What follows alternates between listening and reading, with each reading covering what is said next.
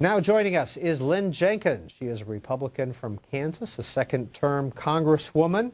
And Congresswoman Jenkins, I want to start with the New York Times editorial and just get your response to what their subhead is. The job speech is the lead on the editorial. An aggressive president, at last, challenges the defeat everything Congress. Well, first of all, Peter, thank you for having me. And, you know, I'm puzzled by that headline, given that the House is the only one that has really done their job this year. You know, the Senate has not passed a budget in over 800 days.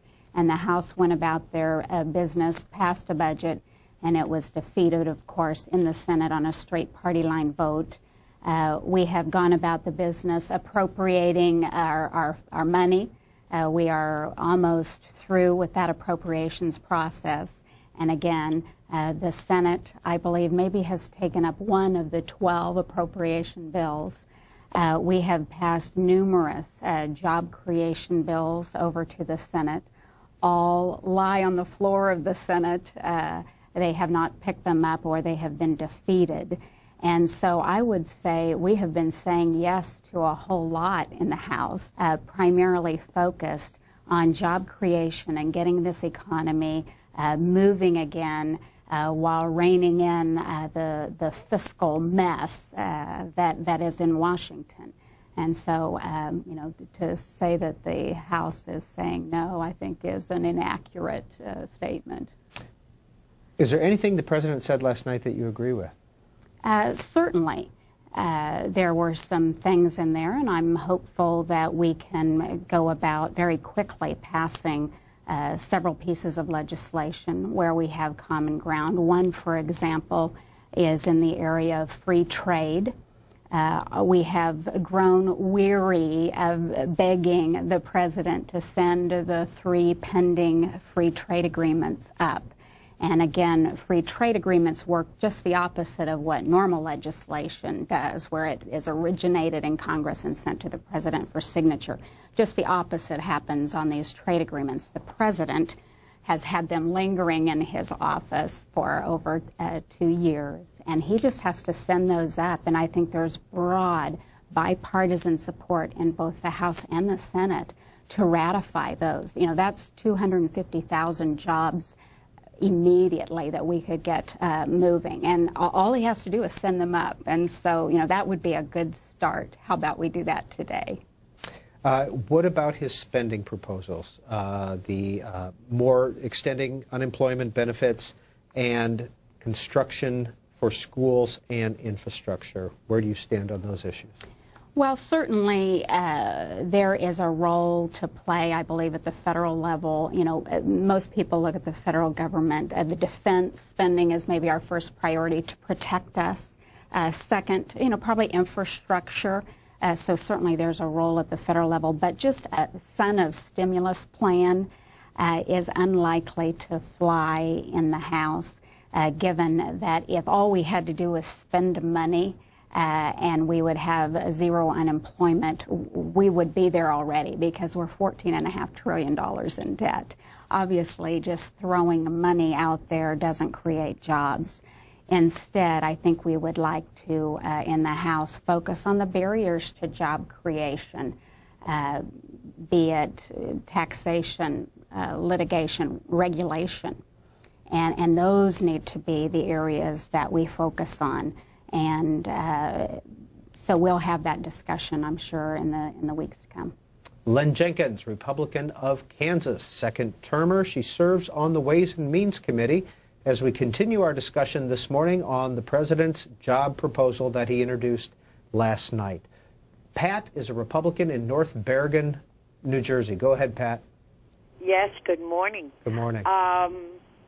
Thank you for your show. I would like to know why the First Lady was sitting with the head of GE after so many jobs just went overseas. And how can you give a speech in 2 parts? You're going to define the problem, you're going to give a solution, and then we have to wait a week for how we're going to pay for this?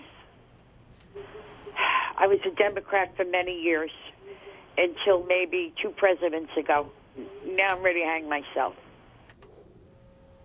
Lynn Jenkins. Well, Pat, thanks for the call. And yeah, I thought it was an interesting choice to have the CEO from GE sitting with the First Lady, given that they've become the poster child for a while. Fundamental tax reform is so necessary in our economy today. And I think, if the Democrats in the Senate would meet with the Republicans on our architectural structure for fundamental tax reform, which was to become competitive once again in the international marketplace by lowering the rates to a top 25%, both individual and corporate, so we can compete internationally. Right now we have the highest corporate tax rate in the world, both marginal and effective rates. And so, we have passed a fundamental tax reform structure within our budget to address this issue. The pay for was to eliminate the loopholes on the top, get the 51% of Americans that don't pay any individual income tax back on the rolls. And I think that is going to address the issue that most people had with GE, that they are using lucrative tax loopholes to zero out their income. And you also mentioned the pay-fors for the president's speech last night. It was interesting. He laid out how he wanted to spend the money, but then wouldn't say how he wanted to pay for. And I think you'll get some pushback in the House from members on that Joint Select Committee, given that their function was deficit reduction. And now they've been charged with paying for yet another stimulus program. So I think you'll see some objection to that this week. Well, Lynn Jenkins, you're a certified public accountant, former Kansas State treasurer, and a member of the Ways and Means Committee. Can you help us explain how GE, we hear the reports about GE not paying any income taxes, and then you say that we have the highest income tax, corporate income tax rate. How does that?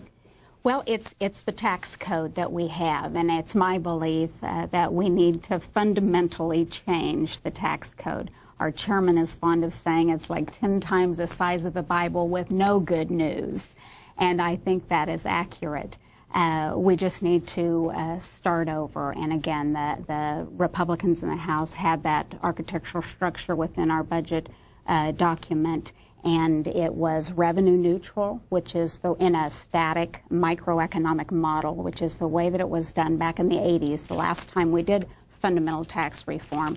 But when you put this model into a dynamic economic, real-world model, macroeconomic model, that's where you get the growth. And so it's our belief that if the Senate would just, again, meet us at the table to handle that, we'd be happy to do it. I want to show this picture from the Washington Post. Your colleague, Jeff Landry, Republican of Louisiana, was holding this sign up, "Drilling equals jobs." He was holding that up in the chamber, and I know this is an issue that's close to your heart, or energy is. That's right. I'm on the HEAT team, which we've been working for months on energy, a comprehensive energy package.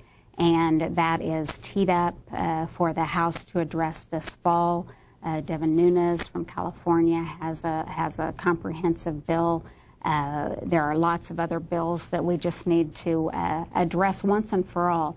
Last Congress, which was my first term, the Speaker then, Nancy Pelosi, teed up the cap and trade proposal. Even the Democrats in the Senate wouldn't go along with that. And so this is long overdue. We need to address the energy issue so we are not reliant on foreign sources of oil anymore. Jay Allison is in Atlanta. Democrats line. You're on with Congresswoman Lynn Jenkins, Republican of Kansas. Go ahead. Hello. I would like to be given a chance to make a statement here. The president laid out his plans last night. He did a good job laying out his plans where he had been stalled so many times by the Republicans. I want American people to wake up and realize that the people that were involved in the S&L scandals back in 2008, in the early 2000s also,